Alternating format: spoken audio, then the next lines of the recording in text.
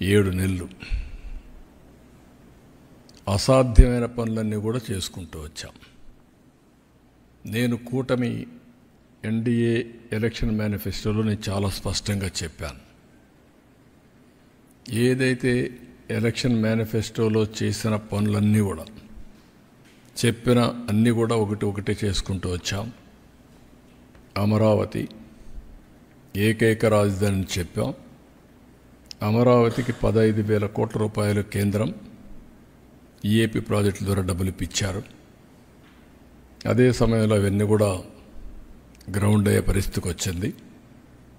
ఇంకొక పక్క పోలవరం పూర్తిగా నిర్వీర్యమైపోయినటువంటి పోలవరానికి 12,000 కోట్ల రూపాయలు డబ్బులు 12,157 కోట్లు ఇచ్చారు. రేపు మళ్ళీ దానికి డయాఫామ్ వాల్ ఫౌండేషన్ వేసే పరిస్థితికి వచ్చాం. ఏదైతే ల్యాండ్ ఇవ్వకుండా గడిచిన ప్రభుత్వం నిర్లక్ష్యం చేసిన దానికి రైల్వే జోన్ రాకుండా పోయే పరిస్థితికి వచ్చింది. వచ్చిన వెంటనే వాళ్ళకు అవసరమైన ల్యాండ్ ఇచ్చాం, క్లారిటీ ఇచ్చాం, పర్సూ చేశాం. రైల్వే జోన్కు కూడా మొన్నే ప్రధానమంత్రి గారు ఫౌండేషన్ వేసే పరిస్థితికి వచ్చారు.